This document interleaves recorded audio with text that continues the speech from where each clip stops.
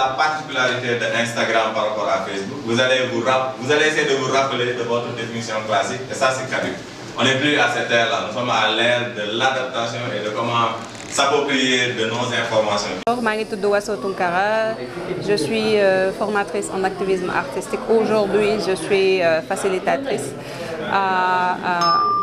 en atelier de formation sur la communication digitale.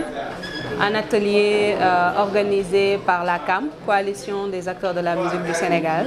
Et l'atelier est aussi dédié aux acteurs et actrices de la culture au Sénégal. On a démarré hier. L'idée, c'est vraiment d'accompagner les acteurs de la musique et de la culture en général à avoir le maximum d'informations sur la communication digitale. On a la possibilité de mettre une photo, un texte ou une vidéo. Après, on peut copier le lien de notre fiche Google My Business et le mettre au niveau de notre page Facebook. Ou bien même, on peut avoir une boutique, hein, parce que dès que tu as un compte, tu peux avoir un profil aussi sur Marketplace. Et dès que tu crées un profil, non, même pas créer un profil, mais dès que tu mets en ligne un produit, après il y a l'option. Tout à l'heure, c'est ce que je voulais vous montrer, comment faire pour rediriger les gens. Tu postes, par exemple, tu as un studio d'enregistrement et que tu cherches des clients pour qu'ils viennent, des artistes pour qu'ils viennent enregistrer et tout.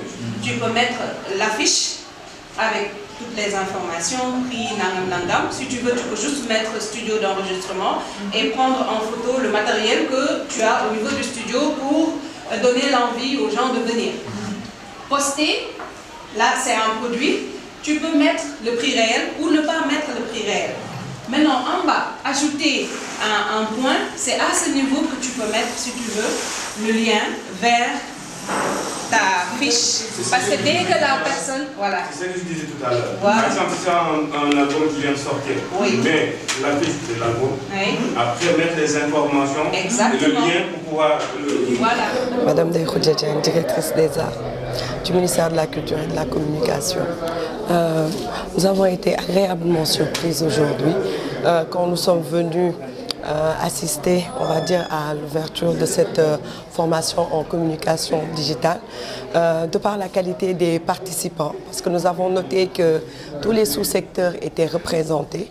Donc si nous savons qu'aujourd'hui, que le numérique fait partie des outils, en tout cas qui peuvent faire sortir de l'ornière notre secteur, nous sommes ravis de voir que des initiatives sont organisées par des organisations du secteur, à savoir l'association Tringa et le collectif des acteurs de la musique et alliés.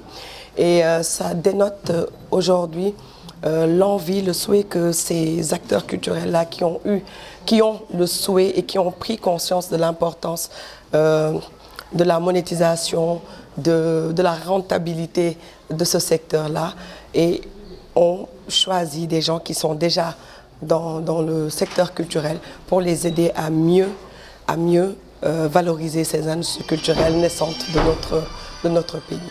Donc ce que le ministère de la Culture et de la Communication aujourd'hui peut dire, c'est qu'elle est satisfaite de l'engagement et des initiatives que ces acteurs culturels-là mettent en œuvre pour pouvoir améliorer le quotidien des acteurs culturels. Mame Binta Diouf Diallo du projet Global Culture et Industrie Créative de la GIZ. Merci beaucoup pour cette question concernant cette formation qui est une formation sur le digital pour les acteurs.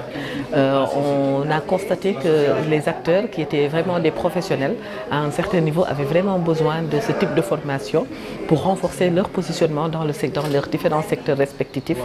Et pour nous, c'est important de pouvoir donner à ces acteurs des outils qui puissent leur permettre, dans cette période, surtout de crise par rapport au digital, de pouvoir mieux vendre leurs produits et mieux représenter leur activité. Nous, au niveau de la GIZ, on est à la coopération au développement, on est catalyseur. On est là pour pouvoir renforcer nos différents partenaires à être plus forts et à avoir plus d'outils pour pouvoir se professionnaliser davantage.